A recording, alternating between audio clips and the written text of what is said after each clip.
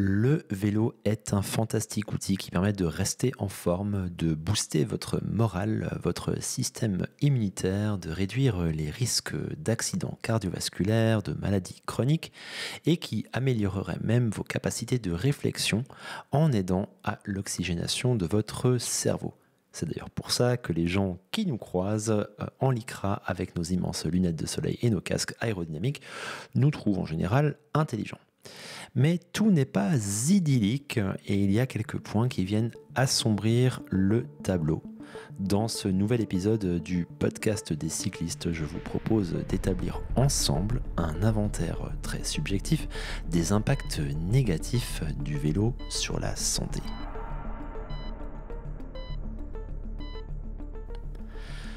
Commençons par le déséquilibre musculaire. À vélo, vos jambes et votre cœur travaillent intensément, mais on ne peut pas en dire autant de votre dos, de vos abdominaux, de vos épaules ou de votre nuque. Ainsi, une pratique intense du cyclisme sans sport complémentaire risque de créer un déséquilibre entre le haut de votre corps et le bas de ce dernier. Vous pourriez ainsi vous transformer progressivement en petit tyrannosaure avec de tout petits bras, un petit torse et de grandes jambes très solides. La tonicité de ces différentes zones du corps pourrait aussi être très déséquilibrée. Pour prendre un exemple personnel, je ne pratique en tant que sport vraiment que le vélo. Je me déplace certes au quotidien régulièrement à pied, mais je me dis souvent qu'il serait judicieux d'ajouter à ceci un peu de renforcement musculaire, de pilates ou de natation. Je souffre d'ailleurs en plus d'une double peine puisque je suis plutôt grand, je fais 1m85 et le monde autour de moi me fait souvent me pencher en avant pour utiliser une cuisine, un bureau ou des installations conçues pour des personnes en moyenne plus petites que moi.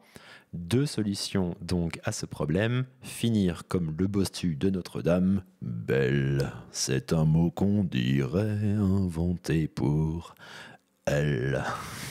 Ou corriger ceci avec une des solutions que je proposais il y a une minute.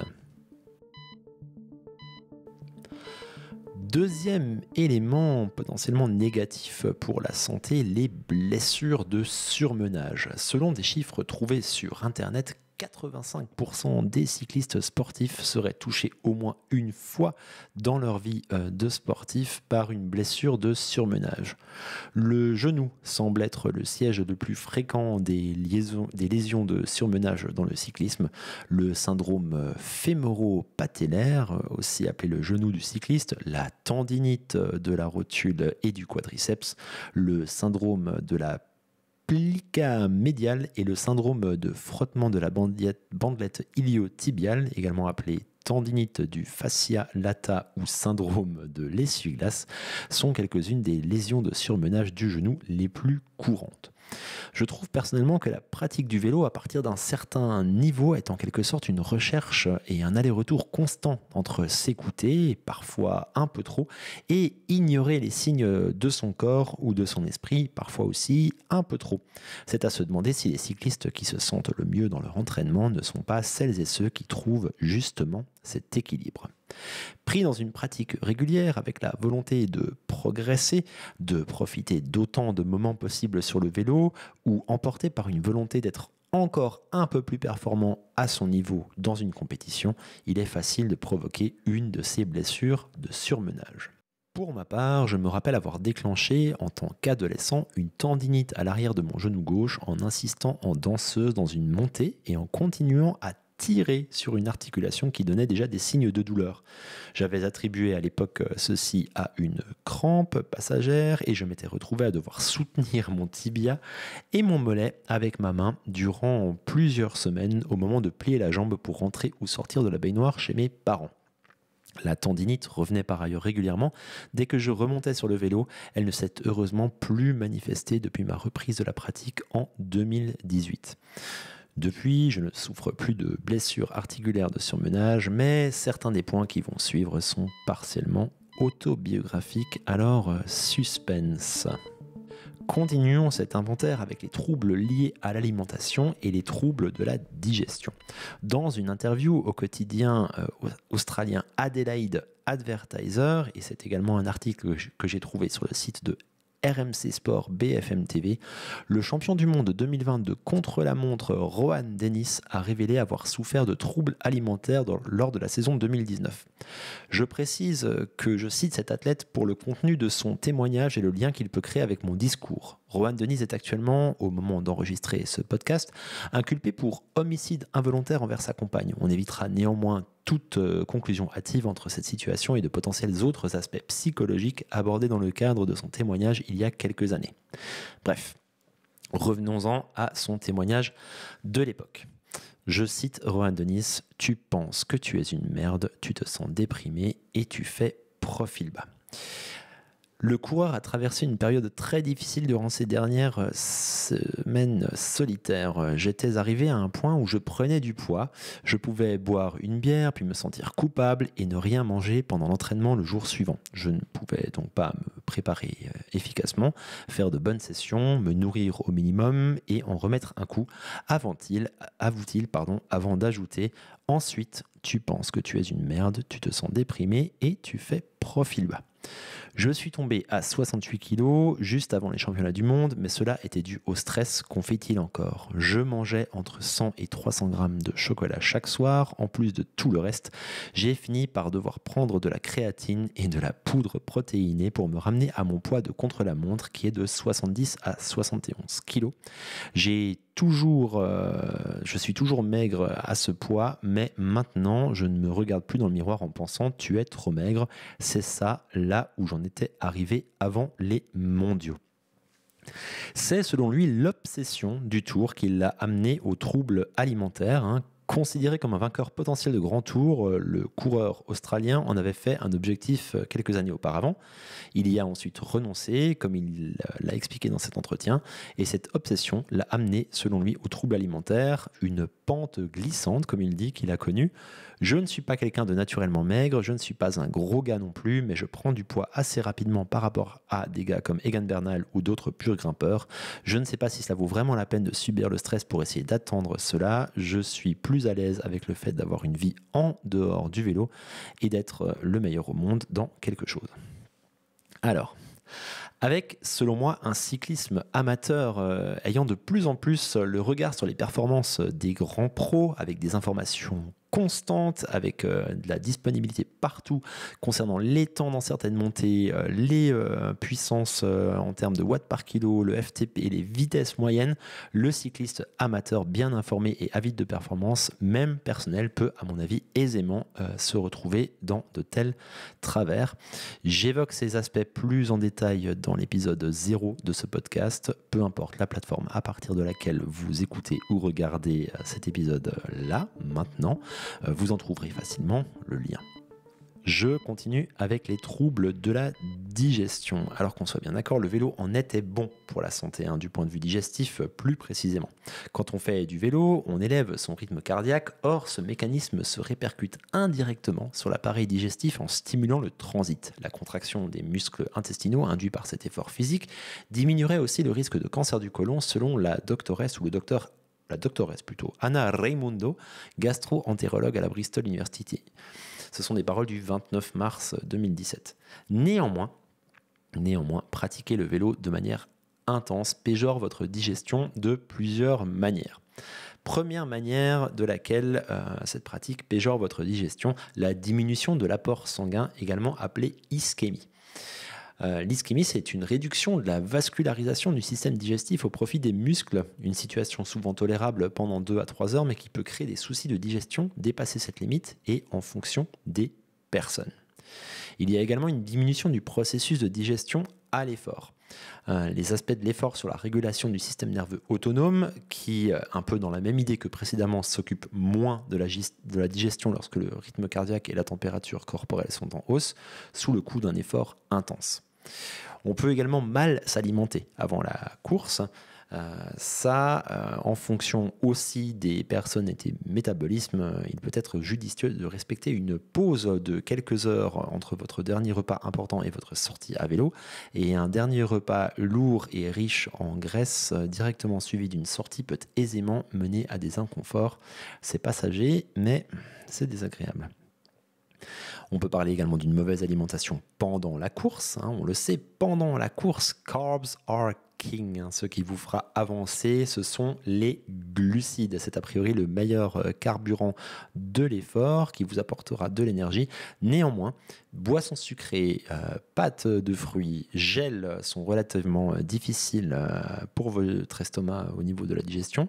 Et on pense aussi que l'excès de sucre peut avoir un effet néfaste sur l'équilibre de votre flore intestinale et provoquer de la gêne un peu plus chronique. Pour mitiger ces effets négatifs, pensez à ingérer vos apports glucidiques sous forme de liquide, parfois plus facile à assimiler que des aliments solides. Et si les aliments sont solides, pensez à bien prendre le temps de mastiquer avant d'avaler. Les états de stress peuvent avoir une influence sur votre digestion. Si vous êtes une compétitrice ou un compétiteur, l'état de stress avant l'effort physique peut activer votre système nerveux sympathique de manière pas si sympathique et vous nouer l'estomac ou provoquer une mauvaise assimilation de votre dernier repas, ce qui aura pour conséquence des ballonnements, des maux de ventre et tout ce qui peut accompagner les éléments précédents. Je vous laisse imaginer ou faire appel à votre mémoire.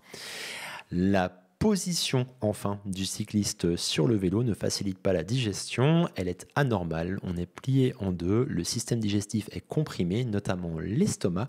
Je suis personnellement sujet à des troubles de la digestion, notamment lors d'efforts longs et soutenus.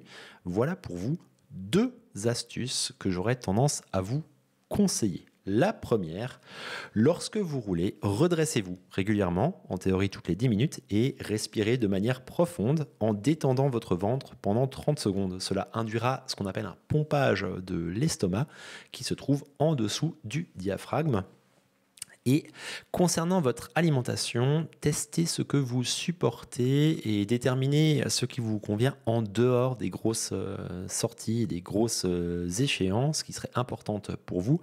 Et lors de ces événements, concentrez-vous sur les aliments que vous connaissez, dont vous savez qu'ils fonctionnent pour vous, quitte à être peut-être entièrement autonome ou en grande partie sur votre alimentation, plutôt que d'essayer de nouvelles choses, tenter de nouvelles boissons, de nouveaux snacks qui seraient donnés lors des ravitaillements.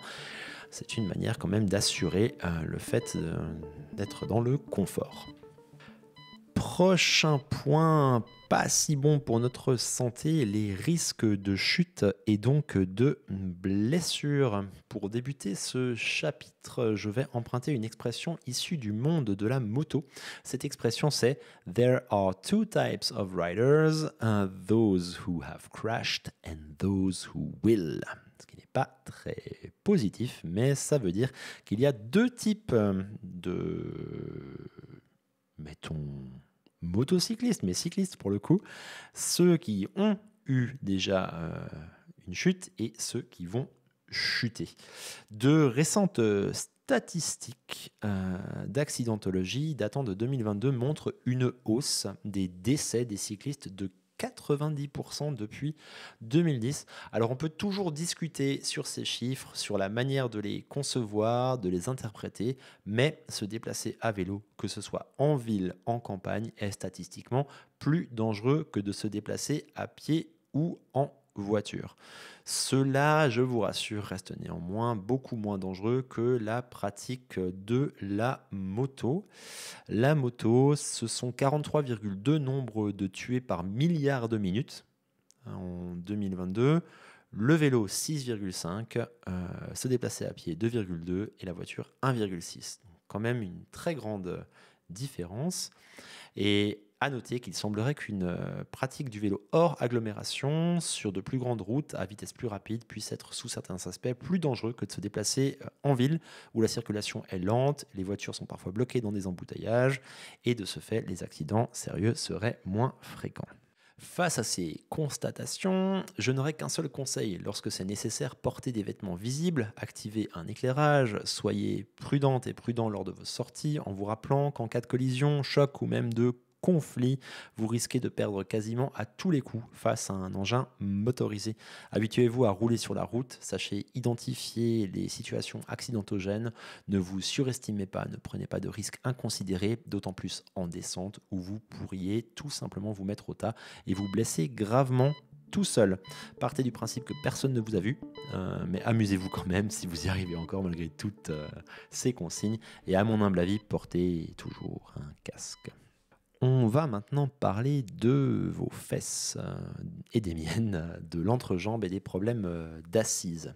Ces désagréments, j'aurais tendance à les classer en 3 catégories. Les très court-termistes, qu'il est possible de résoudre facilement, les moyens termes qui s'installent lorsqu'on intensifie la pratique, qu'on roule plus longtemps et plus souvent et qui peuvent aussi mettre quelques jours à disparaître, et les plus longs termes avec lesquels il est plus nécessaire d'apprendre à vivre lorsqu'on est cycliste et que notre âge avance. Ceux qui font presque partie d'un risque qu'on accepte de prendre lorsqu'on décide de devenir vraiment cycliste. Dans la catégorie des désagréments court terme, il y a le simple mal aux fesses ou l'endormissement des parties génitales. Des maux dont on souffre lorsqu'on débute, c'est la combinaison de plusieurs facteurs qui les provoquent souvent. Le manque d'habitude, un équipement et une position non appropriée. En général, si la pratique du cyclisme prend de l'ampleur dans notre vie, ce sont des désagréments qui se dissipent. Notre corps s'habitue au point de contact imposé par la selle, on affine son équipement, sa position, on trouve ce qui fonctionne pour nous, on trouve sa hauteur de selle, la bonne inclinaison de cette dernière, de quelques degrés en avant ou en arrière, et on demande éventuellement les conseils d'un spécialiste en ergonomie sur le vélo. Les désagréments moyen terme auxquels je pense se développent plus sur des sorties plus longues ou lors d'une pratique plus répétée. Si par exemple vous vous frottez, c'est le cas de le dire, à votre premier ultra. Je veux là parler des irritations, des rougeurs, des démangeaisons, des boutons, des plaies et des autres inflammations. Là aussi, un ultra à terminer, un volume d'entraînement auquel on se sentirait obligé de se conformer peuvent impliquer ce type de lésion. Trouver la bonne position, les bons équipements devient clé et il n'est même pas toujours possible d'anticiper l'arrivée de certains soucis avant même de les rencontrer. C'est ce que racontait Lauriane Placet, ayant remporté le classement général du Biking Man Origin à propos de sa gestion de la douleur sur les 500 derniers kilomètres. Au passage, les 500 derniers. C'est un choix de cuissard pas optimal qui aurait eu un impact très lourd sur toute sa course. Et ce qui aurait été une petite gêne sur une sortie courte ou moyenne s'est transformé en vraie épreuve psychologique sur une distance et une durée très longue. Bref, le vélo est un sport ingrat, comme le disait Greg LeMond. It never gets easier, you only go faster. Ce qui veut dire, ça ne devient jamais plus facile, mais vous devenez toujours plus rapide. Il est parfois bon de se regarder, d'évaluer objectivement sa pratique, d'adapter son équipement si nécessaire, de s'accorder une pause pour revenir encore plus motivé et boosté, ou de consulter éventuellement l'avis de professionnels dans le cas où des soucis de ce genre pourraient persister et venir ternir votre expérience sur le vélo. Les désagréments long terme, ceux qu'on accepte, qui risquent vraiment de s'installer quand on devient cycliste enthousiaste et qu'on roule beaucoup. Eh bien, mesdames et messieurs, le sport le plus susceptible de provoquer des crises hémorroïdaires est le cyclisme. Lors d'une pratique régulière, ce sport sollicite de façon continue la zone anale et périanale à cause des frottements et des pressions typiques que le cycliste effectue sur la selle. Des sites médicaux parlent d'apparition de ces désagréments si le sport est pratiqué à l'excès. Mais soyons francs, la pratique d'un cycliste enthousiaste pouvant aller de 6 heures à 14 heures par semaine, voire plus en saison, ce volume paraîtrait dans tous les cas excessif aux yeux d'un néophyte, voire même aux yeux d'un médecin. Il me semble par ailleurs qu'une fois les premiers épisodes de crise hémorroïdaire apparus, la probabilité de les voir revenir à des fréquences plus régulières grandit.